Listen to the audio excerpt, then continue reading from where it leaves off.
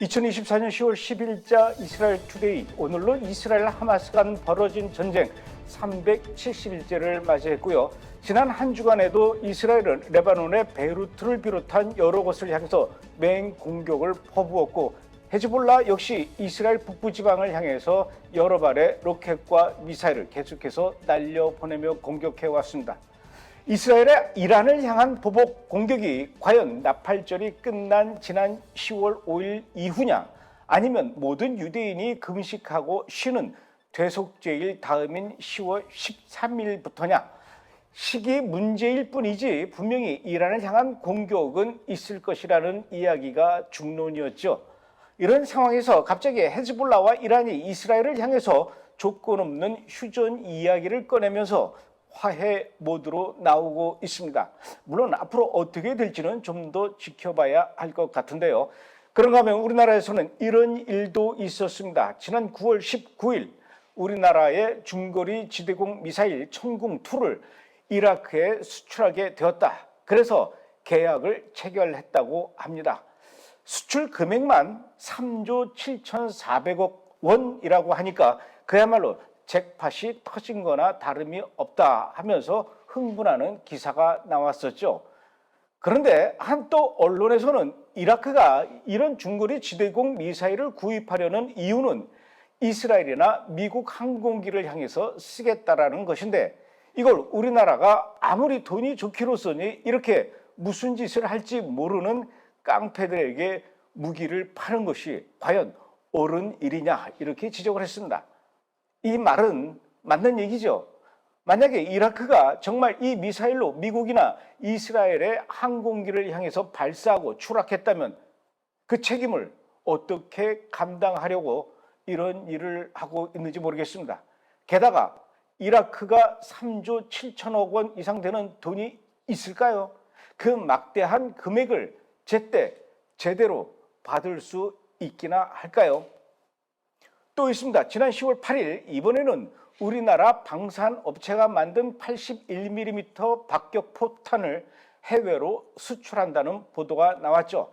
우리나라의 무기가 외국에서 인기가 좋다고 하던데, 포탄을 팔든 탱크를 팔든 필요한 나라에 또 필요한 사람들에게 잘 팔면 좋겠죠. 그 박격포 포탄을 팔겠다는 나라가 바로 레바논이라면 여러분 어떻게 생각하시겠습니까? 레바논은 지금 전쟁 중이죠. 전쟁을 먼저 건 자들이 누굽니까? 헤즈볼라 아닙니까? 지금 레바논은 2년째 대통령이 없습니다. 2년째 공석이라는 얘기죠. 그런데 레바논으로 들어간 이 포탄들이 헤즈볼라가 그냥 두고만 있을까요? 그 포탄을 당연히 헤즈볼라 손으로 들어가지 않을까요? 헤즈볼라는 그 포탄을 그렇다면 또 어디로 쏘겠습니까? 당연히 이스라엘을 향해서 쏘겠죠.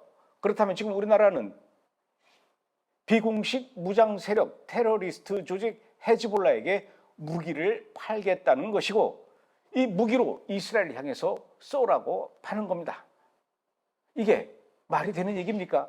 물론 돈을 버는 것도 중요하죠. 하지만 이런 식으로 버는 것은 좀 아니지 않습니까? 이건 좀 너무 막 나가는 거 아닙니까? 걱정은 또 있습니다. 레바논에는 우리 동명부대가 있고 270여 명의 군인들이, 한국 군인들이 파병되어 있죠. 얼마 전에는 동명부대 바로 옆 1.2km 정도 된다고 해요. 바로 옆에 이스라엘 군이 쏜 포탄 2발이 떨어졌다고 합니다. 그런데 우리나라가 판매한 무기로 헤즈볼라가 이스라엘을 향해서 공격하면 이스라엘은 또다시 헤즈볼라를 향해서 공격을 하게 되고, 그러다가 이번처럼 또다시 우리 군인들이 주둔하고 있는 동명부대 바로 옆이나 바로 그 부대 안으로 포탄이 떨어져서 뭔 일이 생긴다면 그때는 우리나라가 기회는 이때다 하고 이스라엘을 또 비난하겠죠. 하여튼 그렇습니다. 그런 일이 일어날까 봐 걱정이 되기는 하지만 그런 일이 일어나지 말아야죠. 그러나 우리나라에서 또 이런 일도 있었습니다. 지난 10월 5일 오전 11시부터 서울역 광장에서는 이런 일이 있었습니다. 잠시 화면을 보시죠. 한국은 이스라엘을 지지한다.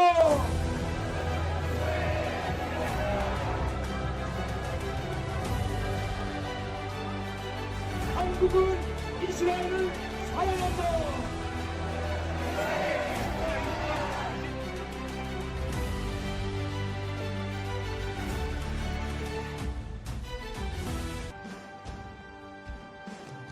너희는 내 백성을 위로하라.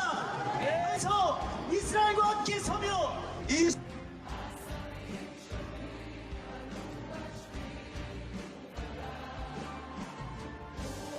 자리에 2,000명이 넘게 모였습니다. 하나님 인재들이 할 것 하나 상하지 않고 남겨오지 말고 제거해 주십시오. 가자 지구 주민들을 팔레스타인 주민들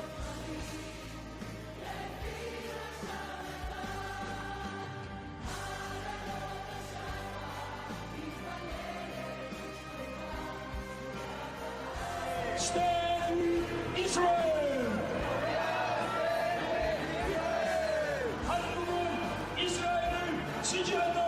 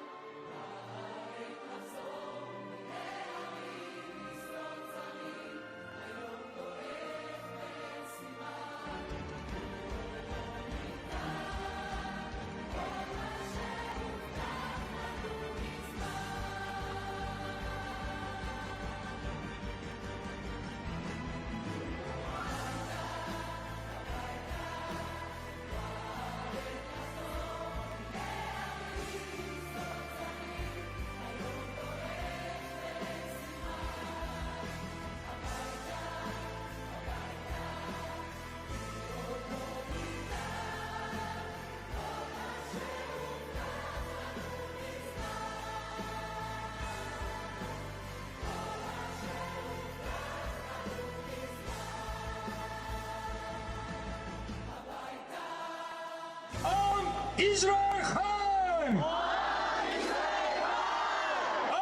이스라엘 하이! 네, 어떻습니까? 지난 10월 5일 서울역 광장 11시부터 뭐 정확하게 숫자는 헤아릴 수 없지만 약 2,500명 정도 모였다 이렇게 얘기를 하네요. 정말 대단하죠. 대한민국이 생긴 이후로 이렇게 많은 사람들이 이렇게 많은 이스라엘 국기를 흔들면서 이스라엘을 지지하는 외침의 목소리를 크게 낸 것은 이번이 아마 처음이 아닐까 싶습니다. 다시 한번 말씀드리지만 10월 5일 날 서울역 광장으로 모여주신 여러분들께 정말로 감사의 말씀을 드리고요. 또 여러분의 기도가 분명히 하늘에 닿았을 것이다 라고 믿습니다. 오늘도 역시 자세하게 이스라엘과 중동에 대한 이야기들을 분석해 주실 조현영 기자 나오셨습니다. 어서 오십시오. 네, 안녕하십니까. 10월 5일 날 현장에 안 보이던데요? 외곽에 알겠습니다. 대외하고. 알았어요. 예, 예. 자, 오늘 조현영 기자가 분석해 볼 첫 번째 이슈 어떤 건지 알아보도록 하겠습니다.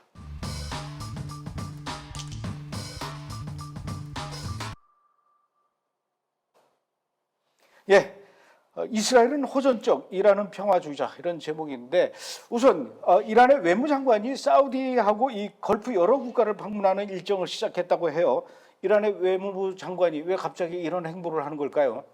예, 그러니까 외무장관은 이제 GCC 여러 개 국가, 사우디 필두로 뭐 아랍에미리트 등등 이제 수니파 국가들을 이제 방문을 해서 뭐라고 외교전을 펼치냐면 이스라엘의 공격을 막기 위한 대책을 논의했다라고 얘기합니다.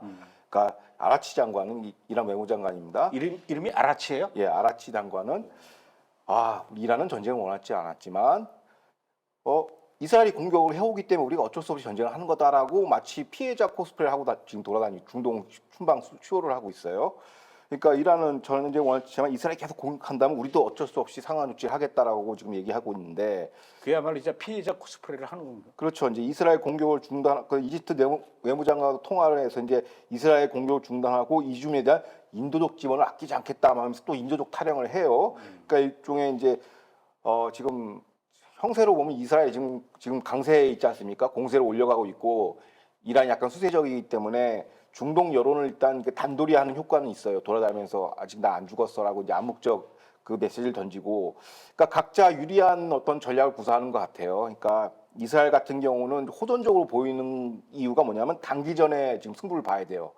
왜냐하면 지금 경제 위기도 있고 뭐 신용 등급도 좀 떨어져 있고 미국과의 여러 가지 문제, 군수 지원 문제가 있기 때문에 단기적으로 빨리 이걸 끝내야 되는 그 전략적 자기의 선택을 하는 것이고 이란 같은 경우는 지금 같은 경우는 장기전이 유리해요. 버텨야 돼요. 최대한 끝까지. 이제 뒤에 설명했지만 그 왜 장기전을 준비하고 있는지를 이제 차차 설명해 드리겠습니다. 그런데 지금 이란의 외무장관은 이렇게 걸프 여러 국가들을 다니면서 피해자 코스프레를 하면서 도와달라 이러고 있기는 하지만 그동안 우리가 알기로는 이 걸프의 여러 국가들 특히 뭐 카타르나 아랍에미레이트 또 사우디나 바레인, 쿠웨이트 이런 나라들 이스라엘과 하마스, 이스라엘과 헤즈볼라, 이스라엘과 이란과의 이 갈등의 문제에 대해서는 비교적 중립을 지키려고 하고 있다. 뭐 이런 입장을 취해 왔는데 지금 이란 외무장관의 이런 급작스러운 방문에 대한 그 이 아랍 국가들의 반응은 어떻습니까? 그러니까 카타르는 이제 감독이 말씀하신 국가에서 좀 빼야 되는 거예요. 왜냐하면 얘네들은 이란에 어떻게 보면 금융 대리 세력이고 총책이고 양쪽에 다 베이팅하는 거고 카타르가 좀 위험한 국가예요. 나중에 카타르에 대해서 좀 집중적으로 다루겠지만 사실상 이란의 대리 역과 금융 법률 대리 역할을 하고 있는 국가고요. 그저 뭐 하마스의 지도자들이 다 카타르에 가 있죠. 그렇죠. 카타르는 약간 요거는 약간 박쥐 개념이니까 따로 우리가 설명을 할 그럼 카타르 빼고 나머지 이제 걸프 순위파 국가들은 카타르에 3일날 개최한 그 회의에 참석해서 이스라엘 간 이란 분쟁에선 우리는 절대 중립적인 입장을 강조하고 이란을 안심시켰다라는 거예요. 그럼 무슨 얘기냐면 사우디는 지금 나서기 싫어하고 끝까지 간을 보는 거예요. 아직 전쟁이 승패가 마무리가 안 됐거든요. 지금 물론 이스라엘이 기세를 올리고 있고 공세적으로 나와 있고 이란이 약간 수세적이지만 끝날 때까지 끝난 게 아니다 하면서 끝까지 저울질 간보기 하고 있습니다. 이게 중동의 특유의 정서가 그대로 반영됐다고 볼 수 있죠. 근데 그 카타르는 이란의 대통령 페제시키안이 방문했어요.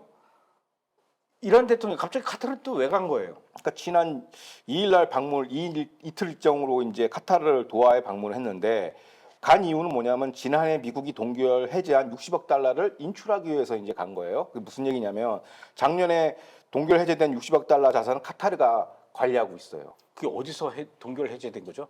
우리나라에서 우리나라 그렇죠. 우리나라가 이제 석유 대금으로 간 거 예전에 금융 제재로 딱 묶여 있었던 게 해제가 됨으로써 이제 보냈군요.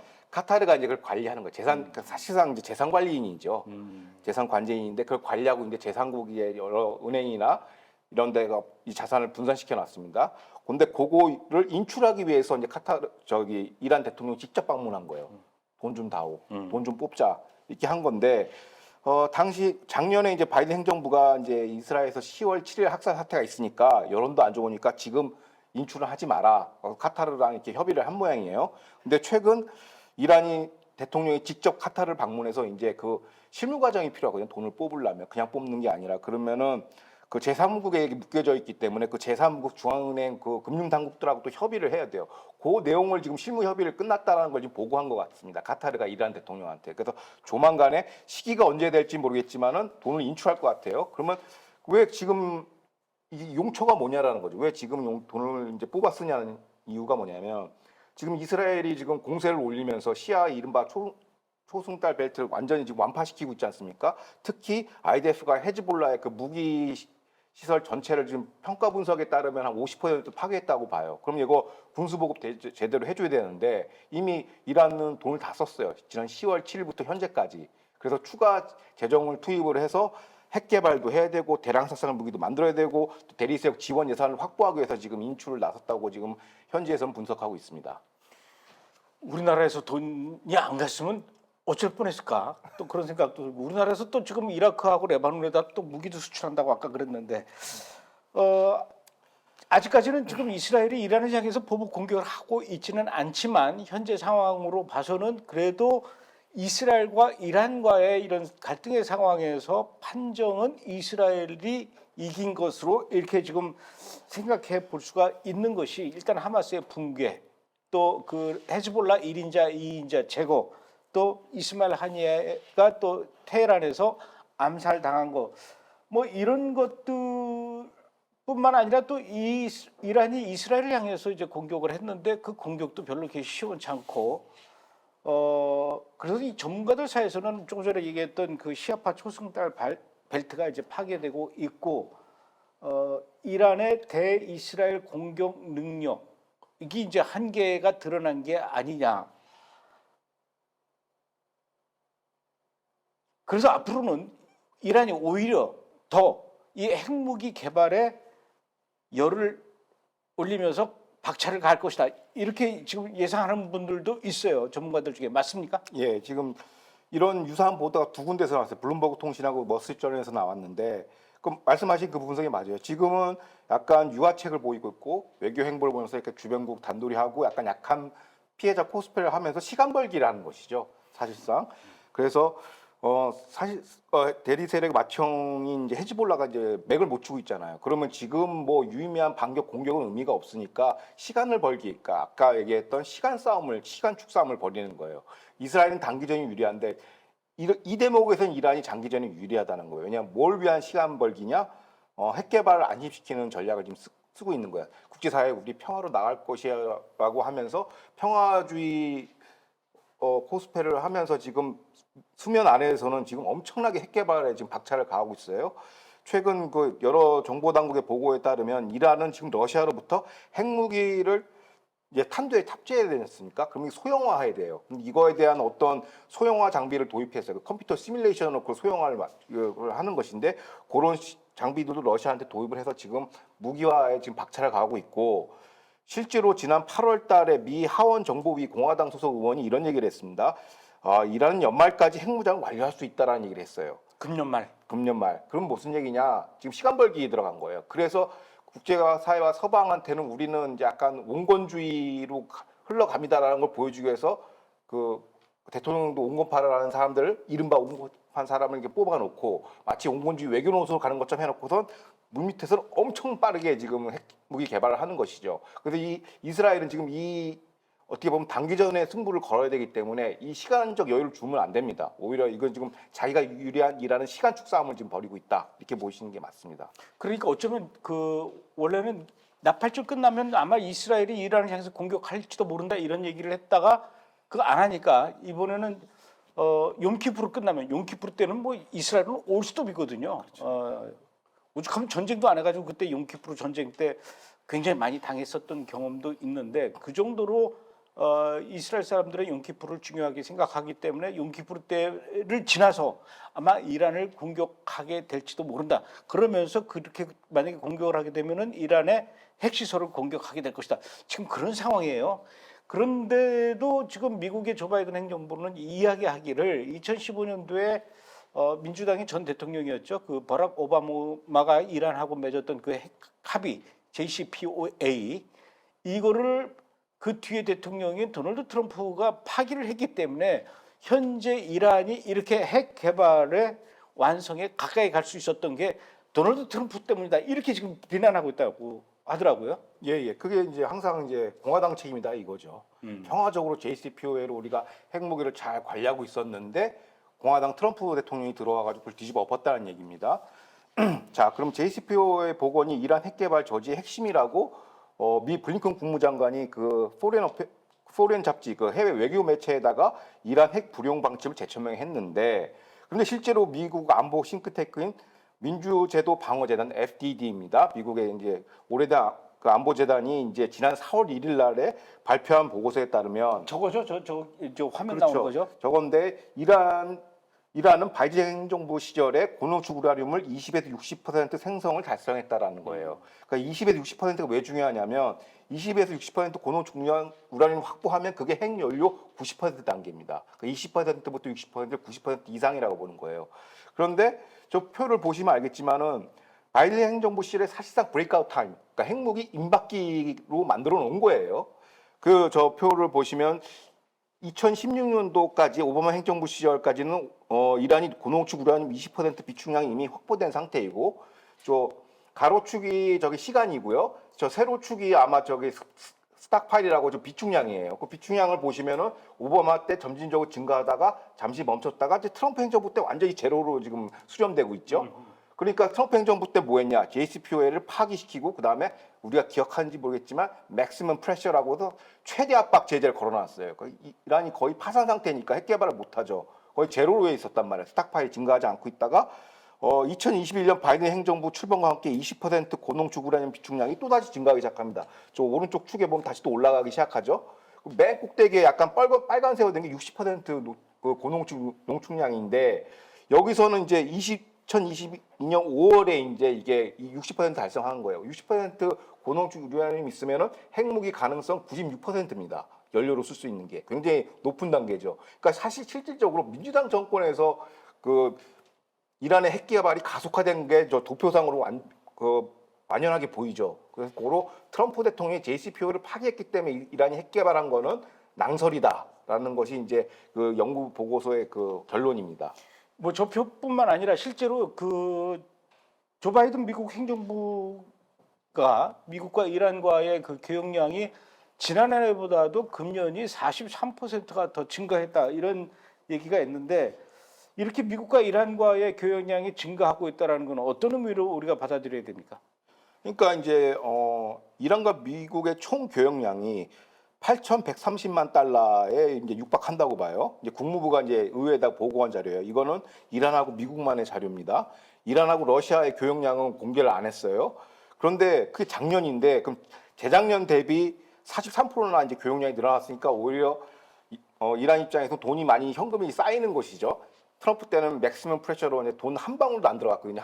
달러 1센트도 안 들어가는데 오히려 바이든 행정부 때는 계속 교역량이 증가했단 말이에요. 그 테러 지정 세력이면서 겉으로는 우리 적대 세력이라고 얘기는 해놓고는 사실상은 엄청난 경제적 지원을 했다는 건데 이게 왜 중요하냐면 지난해 10월 7일 학살 테러 사건이 작년에 일어났어요. 그 작년에 최고치로 미국이 이란한테 돈을 금융 지원을 한 그 결과값이 10월 7일 테러 학살이라는 것이에요. 그래서 수출의 90% 그리고 이뿐만 아니라 이제 중국과하고 이란의 거래도 요것도 지금 국무부 자료에는 나오지 않지만 그 최근에 여러 외신에서 보도하기로는 이란이 이제 불법적으로 비인가 원유 수출 중국에 한 겁니다. 이게 한 20억 달러 됩니다. 그러니까 여기서 확충한 돈으로 뭘 했냐? 그 제재 완화를 바이든 행정부의 느슨한 제재 완화를 피해 가지고 엄청난 수익을 거둔 이 돈으로 뭐 했냐면 지난 1년 내내 10월 7일 학살 이후 계속 헤즈볼라 전력 강화 이런 걸 했다는 것이죠. 이스라엘 괴롭히기 위해서 돈을 다 투여를 한 것이죠. 그래서 사실상 바이든 행정부의 친이란 정책과 반이스라엘 정책이 오늘날의 이 사단을 만들어놨다는 게 어떻게 그 경제 교류의 핵심입니다. 이란은 지금 뭐 금년 말까지 핵 개발을 완성한다 그러고 그 전에 그걸 이스라엘도 알 거 아니에요. 그러면 이스라엘이 이란이 핵 개발을 완성하게 내버려 두겠습니까? 그 전에 반드시 핵 시설을 폭격을 하겠죠. 모르겠어요. 저는 그날만 기다리고 있는데. 그런가 하면 지금 이란은 그 핵무기뿐만 아니라 핵무기 개발하는 것뿐만 아니라 이런 일이 있어요. 의약품 성분을 활용한 생화학 전술을 이란의 대리 세력에게 이걸 배포하겠다. 대리 세력이라면 하마스나 헤즈볼라나 후티 반군한테 이 생화학 무기를 나눠줘서 니들이 이스라엘을 향해서 좀 쏴봐라 좀 이러고 있는 것 같아요. 지금 그러니까 최근 나온 이제 보고서예요. 저도 최근에 접했는데, 그러니까 우리가 대량 살상 무기 WMD 하면 핵 무기랑 화학 무기를 얘기하잖아요. 그런데 최근에 미국 육군사관학교 산하 대테러 센터에서 나온 이제 최신 보고서인데, 그러니까 지금 이란이 어떻게 하고 있냐면 의약품 성분을 활용한 생화학 무기를 지금 개발하고 있다는 거예요. 그래서 영어로 하면은 뭐 Pharmaceutical Based Chemical Agent라고 해서 의료 원자재를 써서 이제 화학 무기를 만드는 건데 기존에는 이 화학 무기에 대한 여러 가지 이제 물자에 대한 그 전략 물자로 이렇게 분류를 해가지고 국제적 통제가 들어갑니다. 그러니까 핵물질 우라늄 같이 핵 통제가 들어가듯이 이것도 제재 대상이에요. 그래서 이런 걸로 이제 화학 무기를 못 만드니까 이란, 러시아, 시리아는 이제 의료용 원재료를 사용해서 이제 화학 무기를 만드는 거예요. 자, 그러면 이거는 왜냐 국제 제재를 피하기 위함인데 이 물질이 뭐냐면 메데토미다인이라고 이게 수의사가 쓰는 동물 마취제인가 봐요. 그리고 펜타놀도 이게 원래는 우리가 마약으로 알려져 있지만 이게 의사들이 소량으로 쓰는 마취제예요. 근데 요걸 의료용 마취제를 갖다가 고농축으로 생산하는 겁니다. 그래서 그 무기화 시켜가지고 이제 폭탄을 터뜨린 거죠. 제가 이 보고서에 따르면 이미 헤즈볼라에 공급됐다고 하는 겁니다. 공급됐는데 그거 살상력이 뭐냐면은 이거는 살상이 공중에 이거 에어솔 이거 공중에 살포한 방식이거든요. 에어솔 방식으로 살포할 경우 인면 살상 물론 이제 마취제니까 그냥 전투불능 상태로 되는 거예요. 근데 요거를 최근에 이제 헤즈볼라에 많이 공급을 했다라고 이 육군사관학교 대테러센터 보고서는 지적하고 있고 이게 2014년부터 개발이 됐으니까 이미 어떻게 보면 상용화라기 무기화는 끝났다라고 보는 게 맞고 근데 최근에 이제 이스라엘이 이제 헤즈볼라의 그 군수 창고를 계속 때리고 있지 않습니까? 그게 파기돼 가지고 요구에 대한 또 생산량을 또 증축하기 위해서 카타르 가서 돈을 뽑아오는 게 아니냐라는 의혹도 현재 있습니다. 그러니까 생화학전도 지금 준비하고 있으므로 이스라엘이 지금 승리를 잡았다고 해서 이 고삐를 늦추면 안 돼요. 끝까지 밀어붙여야 됩니다. 왜냐하면 지금 이란은 수면 아래에서 아까 얘기했듯이 핵개발 무기화 단계도 가고 있고 또 화학 무기도 지금 비축하고 있어요. 그렇기 때문에 한시라도 방심하면 안 되죠. 이스라엘은 단기전에 반드시 승부를 봐야 됩니다. 근데 이란이 북한하고 또 친하잖아요. 그렇죠. 그 북한이 우리나라에 계속 풍선 날려보내고 남한 쪽으로 저 풍선이 날아왔을 때 적당한 데서 이걸 또 저 화약을 터뜨려 가지고 풍선이 쏟아진단 말입니다. 그렇죠. 그 풍선에 이 화학 무기 같은 거를 에어졸로 해가지고 만약에 터뜨려서 쫙 그 하게 되면은 이걸 이스라엘 쪽으로 날리면 이스라엘 주민들이나 이스라엘 군인들이 피해를 입는 거고 이란이 또 북한한테 이걸 또 넘겨주면 우리가 또 피해를 입는 거고 하여튼 이런 말 해도 되는지 모르겠는데 미친 놈들입니다. 그러니까 한마디 좀 덧붙이자면은 그래서 우리가 이스라엘 지원해야 된다는 거예요. 왜냐하면 거기서 이스라엘에서 무기 실험을 하는 거죠. 그 드론 공작, 비대칭 전술을 다 이스라엘에서 실험하고 중국이 그대로 북한한테 전수하고 중국도 우리한테 쓰는 거예요. 동아시아에서. 그러니까 동아시아를 안정화시키려면 이 북중러 중에 가장 약한 고리인 이란을 박살을 내야 돼요. 거기에 대한민국도 지원을 하는 게 정상적인 외교인데 지금 바이든 행정부가 그걸 막고 있죠. 눈치 보고 있습니다. 우리나라는 또 지금 뭐 천궁 팔고 박격포 대포알 팔고 그런 데잖아요. 자, 두 번째 분석 이슈 알아보도록 하겠습니다.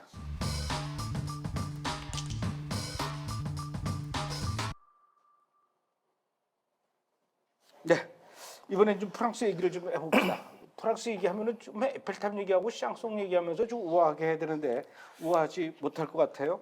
프랑스의 마크롱 대통령이 가자 지구 전쟁의 정치적 해법을 찾기 위해서는 이스라엘에 대한 무기 공급을 중단해야 된다. 이스라엘과 그 가자 전쟁의 이 해법 그것은 이스라엘에게 무기를 중단해야 돼. 왜 이런 얘기를 하는지 모르겠는데 이스라엘 보고 그냥 하마스한테 공격 당해라. 헤즈볼라한테 공격 당하라 이렇게 얘기하는 거하고 똑같아요. 이스라엘에다가 무기를 공급하지 않는다면은 그동안 프랑스는 그렇다면 프랑스는 그동안 그 이스라엘에다 무기를 얼마나 공급했고 요번에 이렇게 마크롱 대통령이 얘기한 거에 대해서 그 이야기를 들은 이스라엘의 베냐민 네타냐후 총리의 반응은 어떻습니까? 그러니까 프랑스는 지난해 이스라엘에 3천만 유로 약 우리 한화로 한 440억 원을 군장비를 수출했다고 공급했다고 해요. 근데 이제 이거를 이제 금지시킨다고 하니까 네타냐후 총리가 이제 뭐라고 얘기했냐면 이란은 모든 대리세의 축을 이렇게 금융 지원도 하고 다 재정 지원도 하고 무기 지원도 하는데 왜 소위 얘기해서 이스라엘의 그 동맹 서방들은 이스라엘을 지원하지 않고 자꾸 악의 축을 강화하는 제한을 부과하고 있냐. 우리만 자꾸 제한하고 이란은 방치하느냐 이 얘기를 이제 항변을 했죠. 그러면서 현지에서 이번 무기 금수 조치를 두고 프랑스가 사실상 이란을 지지한 셈이다. 간접적으로 이렇게 성토를 하고 있습니다. 프랑스에 대해서.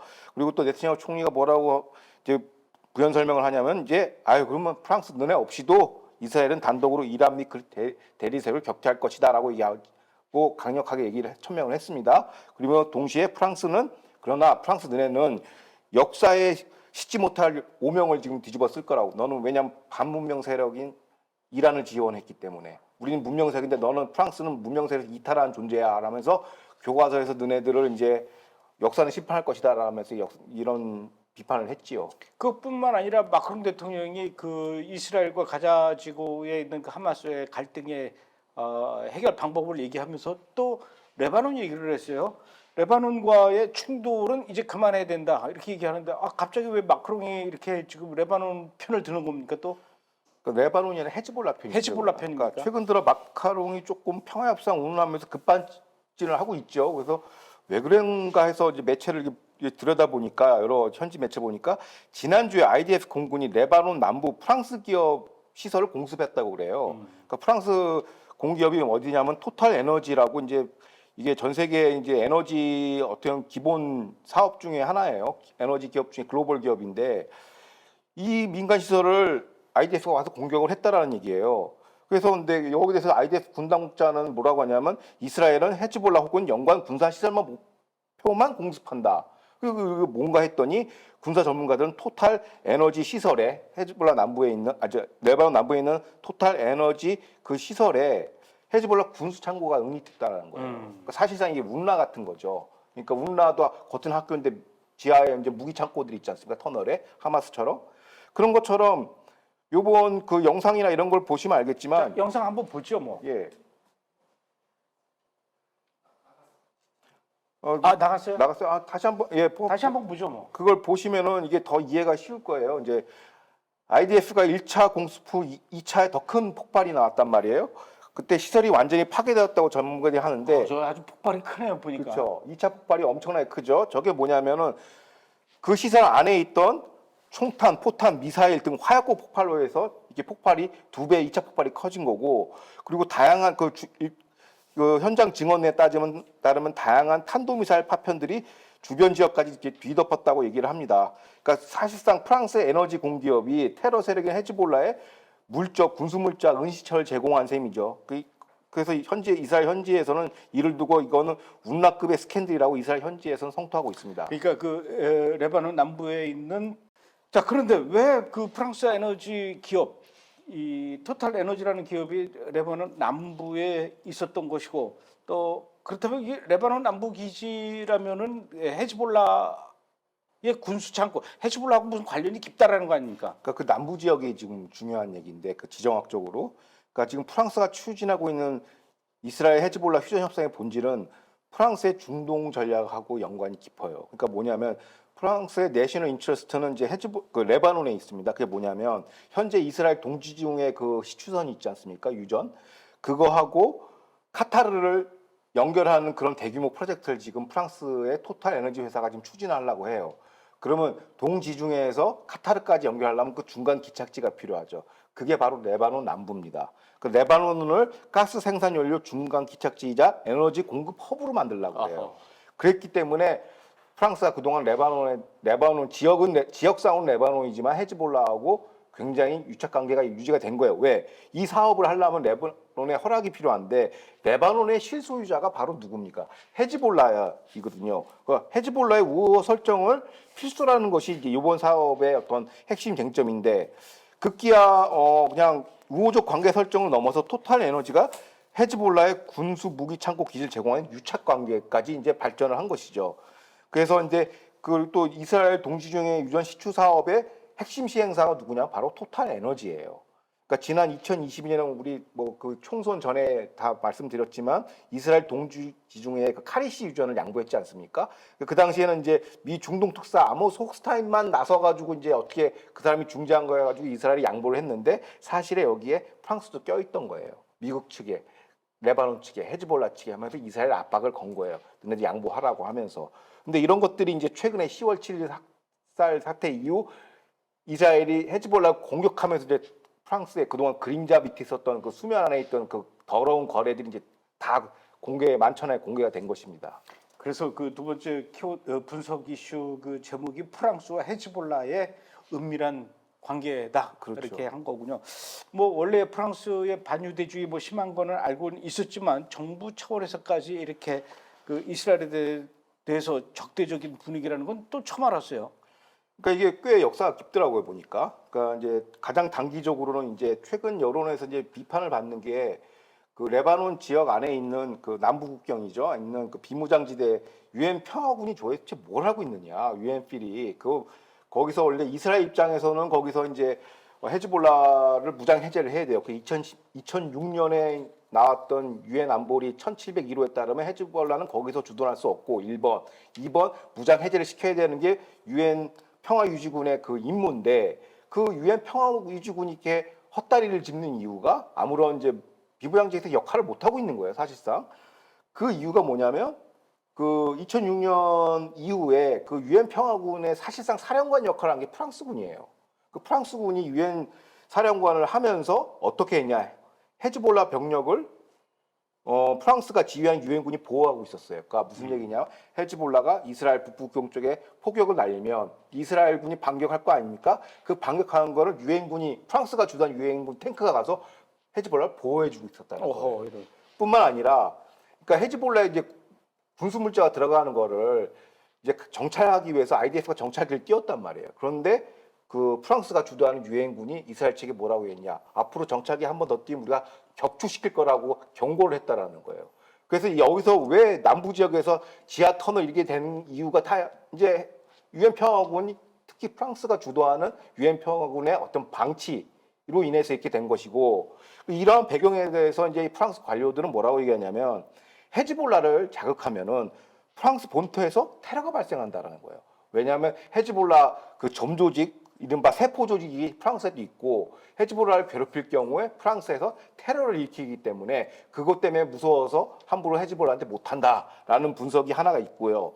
이거는 가장 최근의 일이고 역사적 반유대주의는 그보다 훨씬 깊어요. 사람들이 이제 이스라엘 핵 개발의 주역이 프랑스라고 해서 프랑스랑 우호적인 관계인 것만 알고 있는데 그건 이제 잠깐 미국이랑 사이가 안 좋았어요. 1950년대 잠깐 이제 프랑스랑 사이가 좋았고 미국이랑 친해지면서 또 프랑스랑 이게 척이 졌어요. 그러니까 뭐냐면 그때 2차 대전 나치 전범이자 그 팔레스타인의 그 해방 운동의 아버지인 예루살렘의 무스타파라고 해서 이제 후세인이가 있어요. 그 사람을 원래 전범 재판을 받아야 되는데 프랑스가 숨겨줬어요. 그리고 다시 중동으로 보내줘가지고 오늘날의 그 피엘로 이런 헤즈볼라 및 그 팔레스타인 테러의 어떤 이론적 토대를 마련하는 사람인데 이게 프랑스가 이제 보호해줬다는 거 첫 번째 있고 프랑스는 이란 호메이니의 혁명을 배후에서 지원했습니다. 사실상 호메이니가 프랑스 외곽 도시에서 은신처를 제공했고요. 프랑스가 그 다음에 그 이슬람 혁명 직후 이란을 귀환해서 프랑스 국적 항공 전세기까지 띄워가지고 지원을 해줬어요. 그래서 그런 원래 이란하고 이스라엘은 굉장히 우호적 관계였는데 신정 체제가 바뀐 다음부터 이제 적대적으로 변했지 않습니까? 이 배후가 이제 바로 프랑스라는 것이죠. 왜냐하면 신정 그 호메이니를 지원한 세력이 프랑스고, 그 다음에 우리가 알고 있는 이라크의 사담 후세인 아시죠? 독재자한테도 군수 물자를 제공한 게 누구냐? 프랑스예요. 그러니까 중동에서 악마들하고 다 거래를 다 했어요. 과거에. 근데 이게 좀 서방이고 하니까 이제 쉬쉬했던 건데 요번에 다 튀어나온 거죠. 그 다음에 팔레스타인 수바 아라파트 역시 프랑스가 보호하고 있었고 이스라엘 테러리스트. 그러니까 이스라엘 공격한 테러범은 다 프랑스가 다 은시절 제공했다는 것이고, 그나마 이제 이게 이제 10월 7일 학살 이후로 대표적으로 이제 이스라엘의 우호 세력이었던 이집트가 이제 이번에 이제 10월 7일 학살로 라파 국경을 봉쇄하면서 이들의 전적이 발생하지 않았습니까? 전력이 공개되지 않았습니까? 하마스를 물신양면으로 테러 지원했던 게 그런 것처럼 이번에 프랑스의 어떤 반이스라엘 그림자 역시 지금 속속 드러나고 있다라고 보여집니다. 그래서 이거에 대해서 예루살렘은 어떻게 논평을 했냐면 예루살렘 그 포스트 JP는 어떻게 논평을 했냐면 이란과 그 대리세력이 이스라엘의 무력 위협, 그러니까 군사적 위협을 제공한다면 프랑스는 이념적이고 외교적인 반유대적인 위협을 가하고 있다라고 지금 평가하고 있어요. 서방은 지금 이념적으로 지금 이스라엘 공격하고 외교적으로 이스라엘 공격하고 이란 대리세력은 무력으로 공격하고 지금 사방에서 공격을 받고 있죠. 그러고 보니까 이 사건이 생각이 나네요. 지금 1948년 5월 달에 이스라엘이라는 나라가 건국을 할 때 그 전에 유럽에 있던 유대인들이 이스라엘로 막 오지 않습니까? 시온으로 돌아가자. 그 시온으로 돌아가자는 운동의 결과가 이스라엘이라는 나라가 생겼는데 왜 유럽에 있는 유대인들이 시온으로 돌아가자라고 이렇게 들고 일어날 수밖에 없었는지, 이게 바로 1890년도 이때 경에 프랑스에 살고 있는 유대인들을 향한 이 반유대주의로 얼마나 많은 핍박을 했는지요. 그중에 대표적인 인물이 드레피스라고 하는 그 유대인 장교. 그렇죠. 유대인으로서 프랑스 군대에서 가장 높은 그 계급까지 올라갔던 이 사람을 간첩으로 몰아가지고 일방적으로 재판해가지고 저 아주 지옥의 섬으로 보내고 이런 일들이 일어났기 때문에 그곳에 살고 있던 유대인들이 이런 식으로 우리가 프랑스에서 대접받으면서 학대당하면서 살 수 없다. 우리 시온으로 가자. 그렇게 해서 이제 시오니즘 운동이 시작된 게 프랑스예요. 야, 이게 그렇게 되는 거군요. 알겠습니다. 연구 많이 하셨네요. 알겠습니다. 자, 이제 세 번째 분석 이슈 또 알아보죠.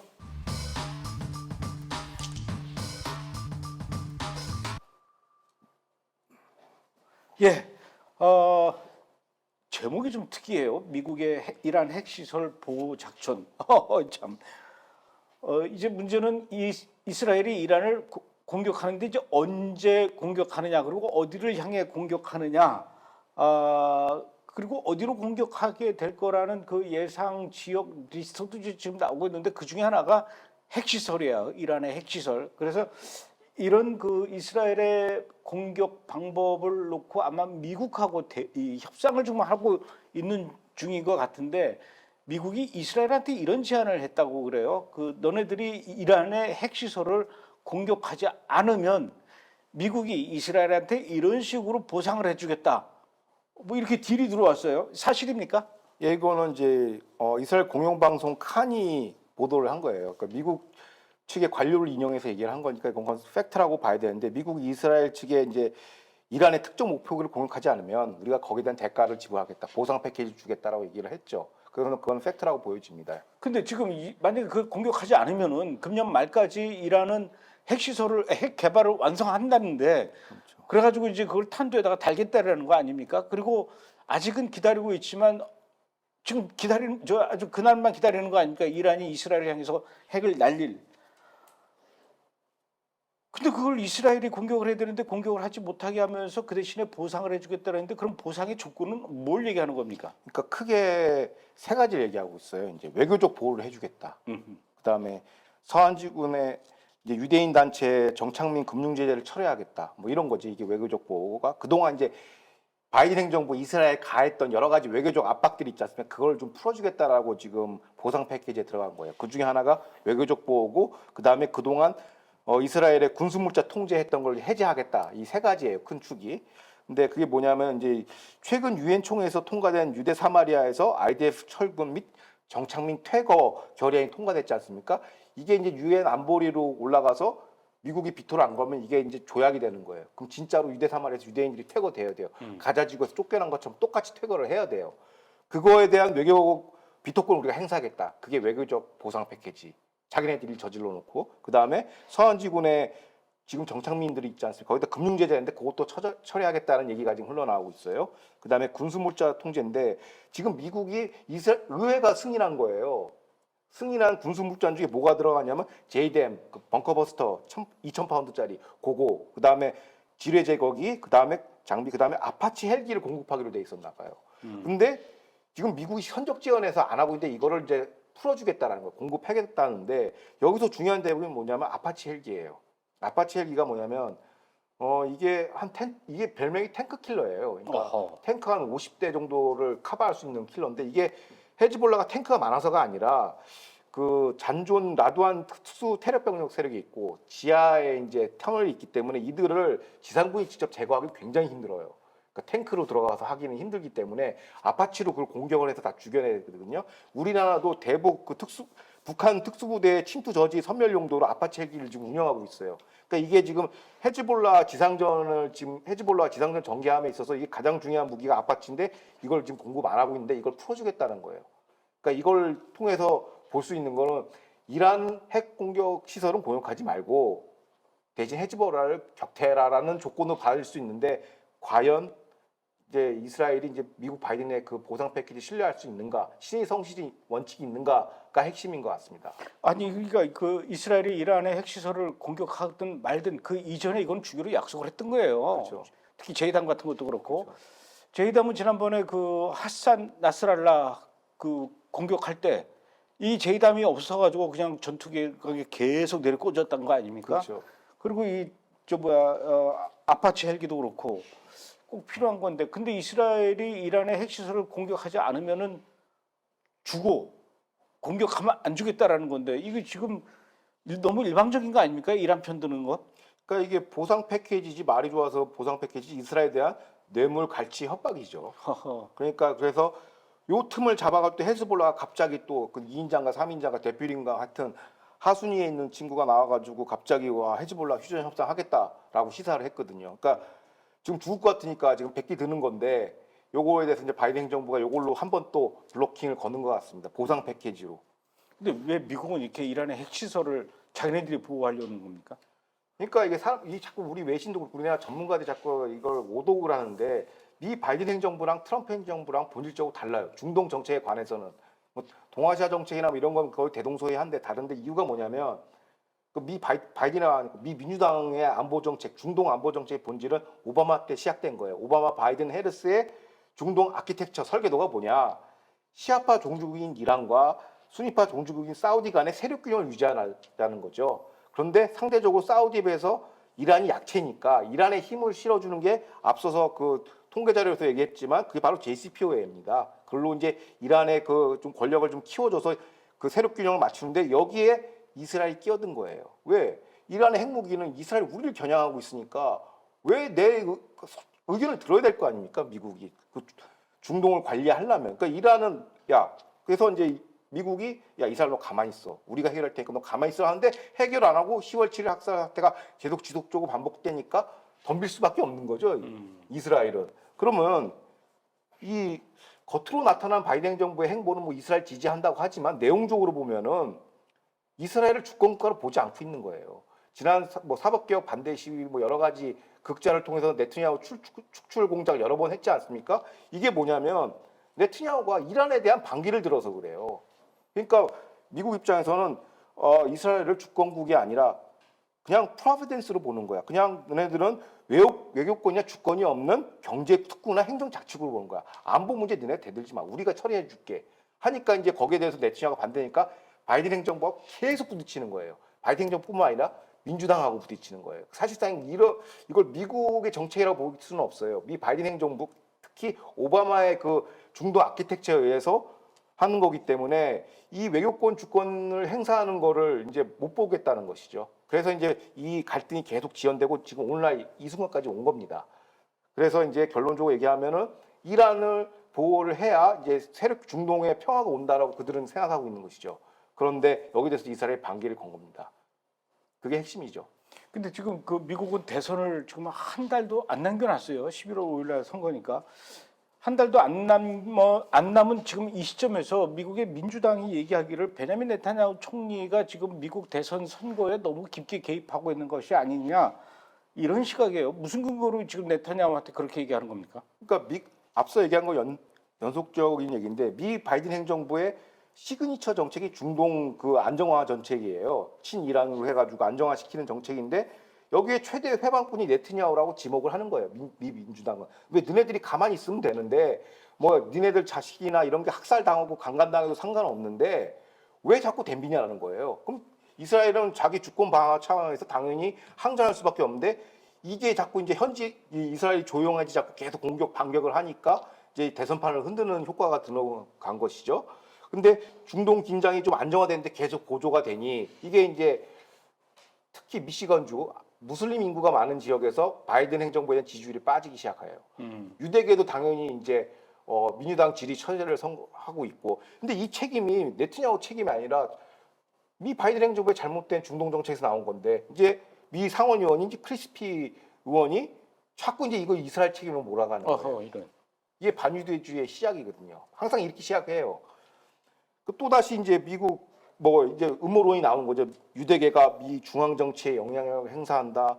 반유대주의 담론이 지금 팽배하고 있어요. 또 그리고 과거에 그 근거로 쓰는 게 과거 이제 시카고 대학교 국제정치학자 일타 교수가 있어요. 그 사람이 현실주의 교수인데 굉장히 똑똑한 석학인데 이 사람이 좀 약간 반유대주의 기질이 있어요.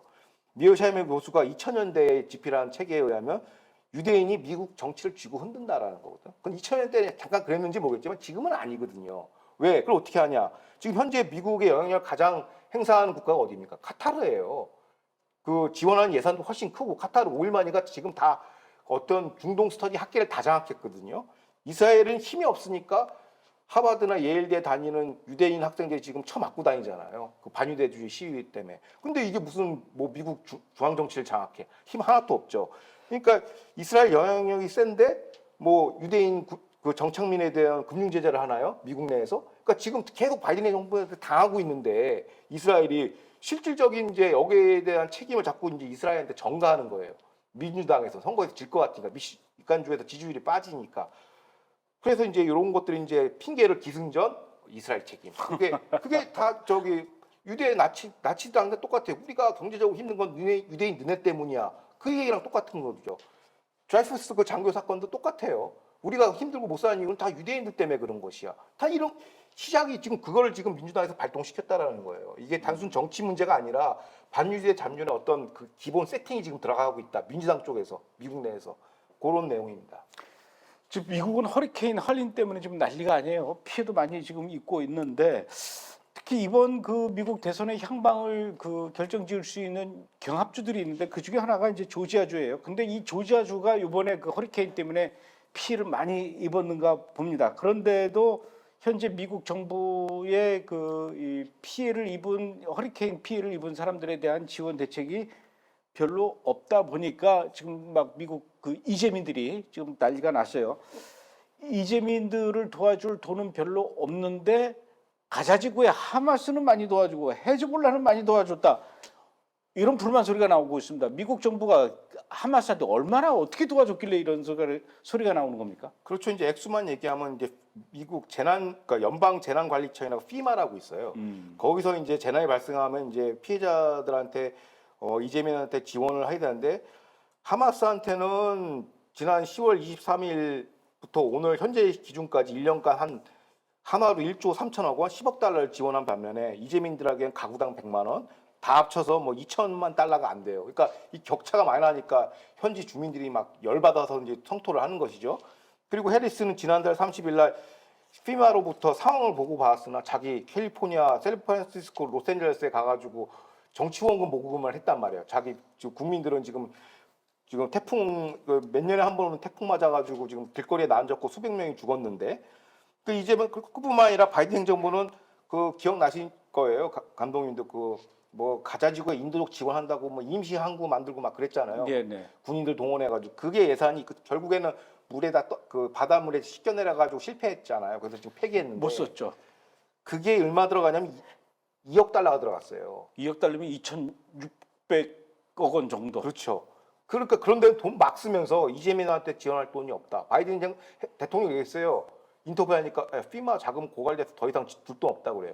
그런데 사방에다 해외에다가는 특히 하마스한테는 돈을 이렇게 뭐 1억 5,700만 달러를 퍼붓고 있고요. 또 핵심이 또 뭐냐면 그 최근에 이제 저기 해리스 부통령 후보가 이제 대통령 후보가 얘기를 했어요. 그 레바논에다가도 엄청난 지금 왜냐하면 이스라엘 공격했으니까 레바논 이주민들을 걱정해서 또 엄청난 돈을 지원했는데 그게 또 서랑 그 구설수에 오른 거죠. 뭐 이재민들 2천만 달러, 근데 레바논 주민들은 1억 5,700만 달러 이렇게 해가지고. 그러니까 지금 허리케인 때문에 지금 다 날아가고 지금 잠잘 데 없고 먹을 거 없고 그런 사람들한테 이 자국민한테는 2천만 달러, 레바논 주민에게는 1억 5,700만 달러. 그렇죠. 그 하마스는 누적 1년 동안 들어간 게 10억 달러. 이게 다 미국 국민들이 알겠죠? 그러니까 아니까 이제 유대인들 입장에서 열받는 거죠. 야, 너네들이 국내 정치 개판을 해가지고 지주 빵꾸 나는 거 왜 우리한테 뭐라고 그래? 지금 그 얘기거든요, 이게.